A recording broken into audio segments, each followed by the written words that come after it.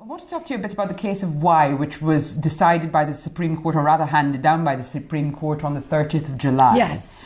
And I wanted to ask you a bit about what is the importance of this case?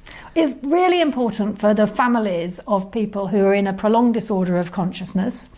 That's a term which covers people who are in a persistent vegetative state, but also those who are in what's called a minimally conscious state as well. And those people who, if they're receiving what's called clinically assisted nutrition and hydration. And so what we're really talking about when we talk about those persons receiving clinically assisted nutrition and hydration, we're talking about the provision of food and drink in a clinical context. Exactly, and that's classed as being medical treatment, although of course food and drink we will think of as just what we need to survive. Yeah, so in a sense people are anxious about this decision or they're anxious about the fact that the court might not be involved in making the decision to withdraw that, partly because they think it's withdrawing the food of life. Exactly, that's it. Yes, that's right. So that's why it's controversial. Yeah. So what, in terms of cases that go to the court, what proportion of medical treatment cases involve this kind of decision making, do you think? Well, it's a small number that in fact go to court. I think my understanding is that it's been in single figures for a number of years now.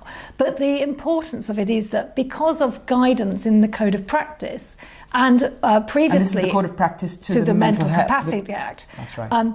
And previously as well in the one of the practice directions, which has now been withdrawn, that guidance suggested that if you were an NHS trust and your clinicians were treating a patient in this situation, so prolonged disorder of consciousness, receiving artificial food and drink, even if the doctors and the family all agreed that it wasn't in the best interest of the person to prolong their life, you were told that you still had to make an application to the court in all circumstances, even when there was no disagreement at all.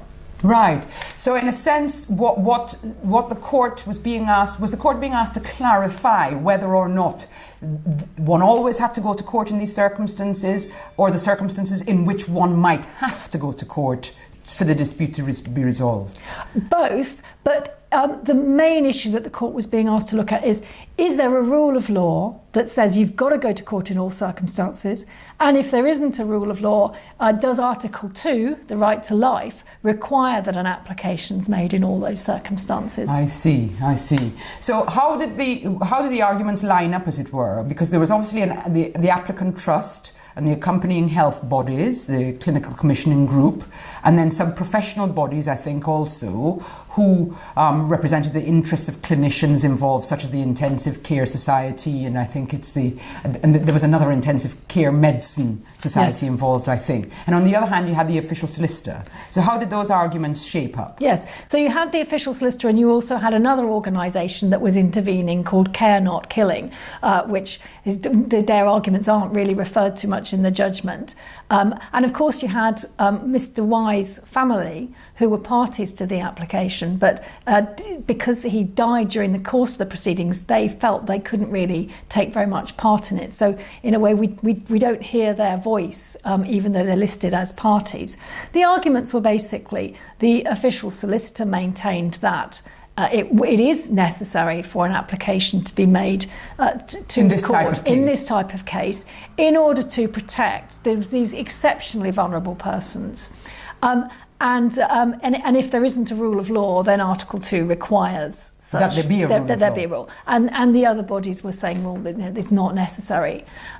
So those are how the arguments lay. Yeah. And so give us the key points, if you like, about what the judgment actually decides or says about those two competing arguments. Well, the judgment's really worth reading in full because Lady Black goes back to some pre-Mental Capacity Act case law and looks at our legal framework as it applies in these kind of cases. What she really focuses on, though, is that there are a number of pre-Mental Capacity Act cases which have been interpreted as saying there must be an application in all cases. When she actually looks at them in detail and examines them, they're not saying that at all. What they're saying is, in some cases, that an application is desirable, or that doctors would be well advised to make an application, or that it's exactly the term she used, or that it's good practice. But it falls short. So somehow short. this has as it were, found its way into a legal requirement until this matter's been resolved by the Supreme Court.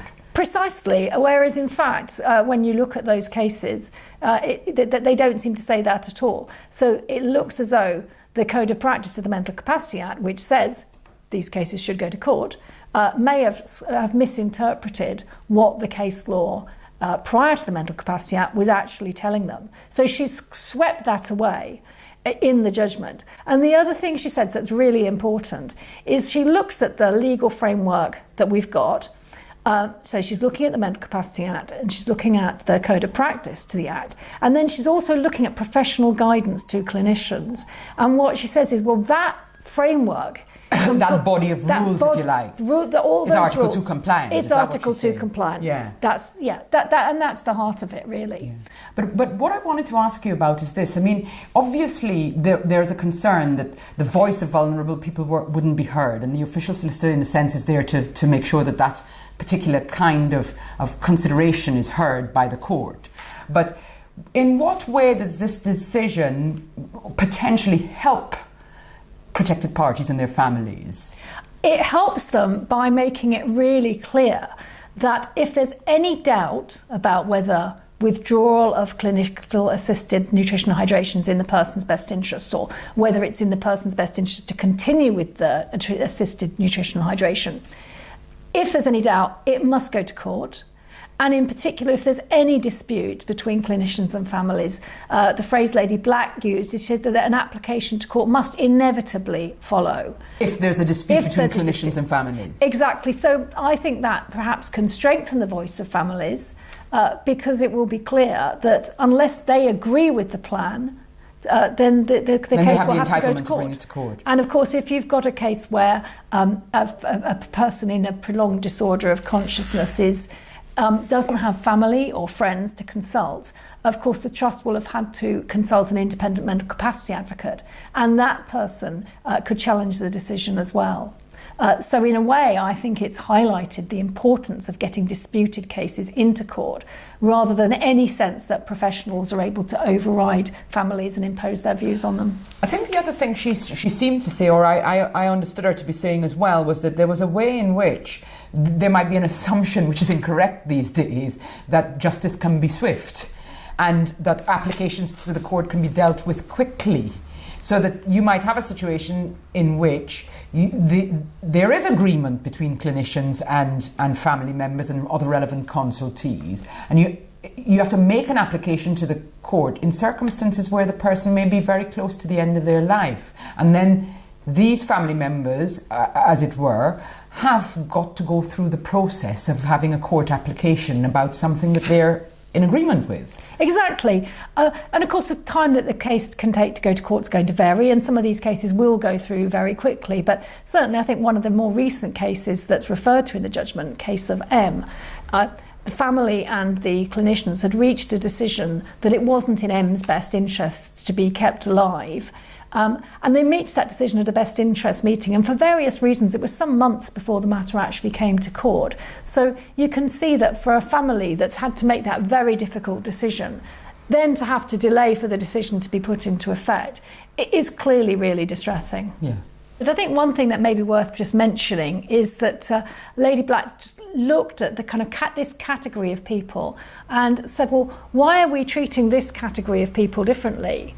Why is it that there's this suggestion that all the cases involving someone with a prolonged disorder of consciousness receiving clinical and assisted nutrition and hydration, why do they have to go to court in circumstances where clinicians and families are making difficult decisions together at the end of life for people with other disorders? And I think she mentioned Huntington's and other neurodegenerative diseases and so on, in which the withdrawal of nutrition and hydration may not be the deciding feature, but there are other decisions that have to be made that are relevant to the end of life. And that will have the same effect. Yeah. And so this, in a sense, removes that that categorization. That sort of people. symbolic marking off of, persistent disorders of consciousness. Exactly, and all those cases now, where families and clinicians are having to make decisions about end-of-life cases, if there's a dispute, clearly it has to go to court.